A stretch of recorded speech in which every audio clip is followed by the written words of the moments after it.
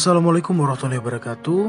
Kami dari kelompok 6 yang akan membahas tentang hakikat dan majas, metode istinbat hukum Islam, yang mana beranggotakan yang pertama ada alel tarik dengan NIM 2013-010095, yang kedua adalah tasbilah syamsul dengan NIM 2013-010060, dan yang terakhir adalah saya sendiri, Yoga Novriansyah, dengan NIM 2013-010082 dengan dosen pengampu yakninya Bapak Zainal Azwar MAG.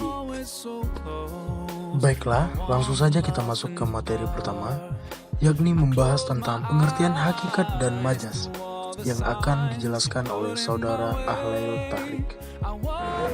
Baiklah, saya Ahlail Tahrik dengan 2013-010095 akan menjelaskan pengertian hakikat dan majas.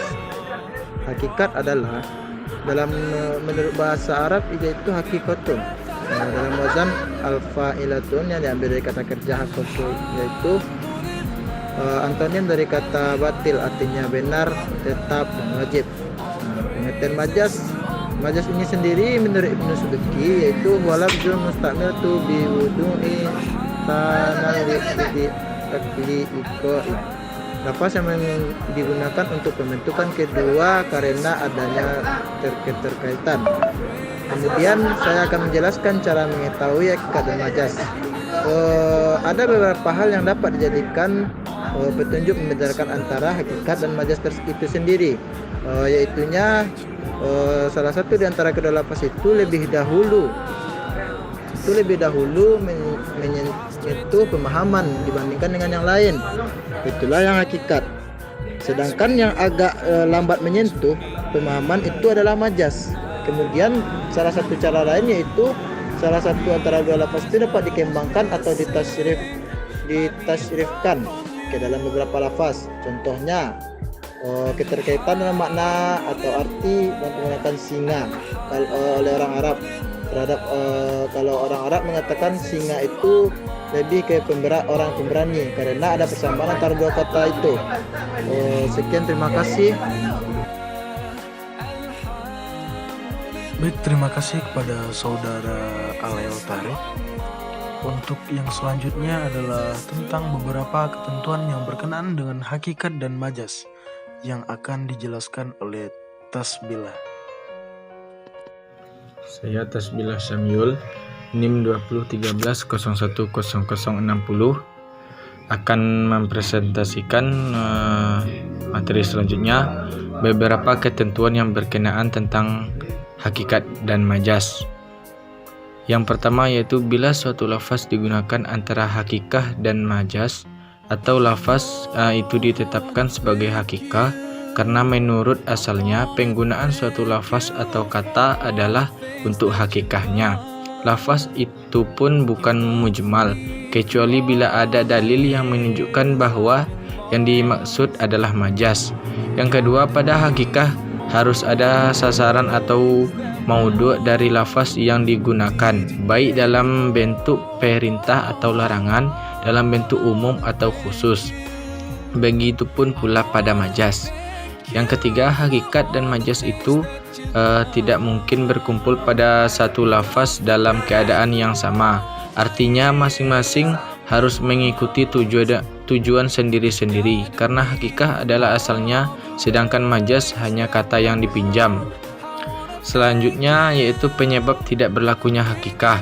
Yang pertama, adanya petunjuk penggunaan secara urfi atau kebiasaan dalam penggunaan lafaz. Yang kedua, adanya petunjuk lafaz. Yang ketiga, adanya petunjuk berupa aturan dalam pengungkapan suatu ucapan. Yang keempat, adanya petunjuk dari sifat pembicara. Yang kelima, adanya petunjuk tentang tempat atau sasaran pembicaraan. Dan yang keenam, berdasarkan hakikah penggunaan lafaz itu harus dipahami menurut apa adanya. Namun ada petunjuk tempat yang menghalangi kita untuk memahami lafaz itu menurut hakikahnya. Sekian, terima kasih. Baik, terima kasih kepada saudara Tasbilah. Yang ketiga adalah keberadaan majas dalam ucapan. Pembicaraan tentang hakikah dan majas berlaku dalam lafaz atau ucapan, namun dalam hal apakah majas itu ada atau terjadi dalam ucapan atau lafaz yang 1. Kebanyakan ulama berpendapat bahwa majas itu memang menjadi dalam ucapan baik dalam ucapan syar'i atau pembukaan hukum, dalam Al-Quran dan Sunnah sebagaimana terjadi dalam ucapan manusia.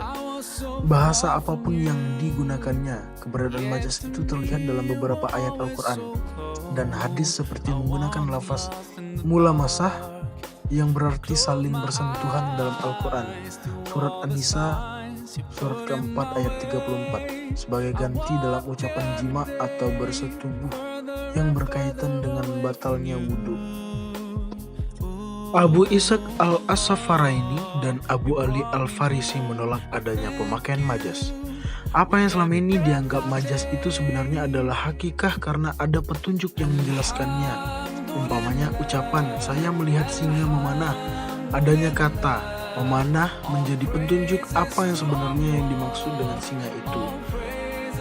Golongan ulama Zahari menolaknya ada majas dalam Al-Quran dan hadis Nabi seandainya menemukan firman Allah SWT yang menggunakan bahasa untuk digunakan dalam artian syar'i, maka itu bukan berarti menggunakan majas, tetapi konteks penggunaannya sudah secara syar'i.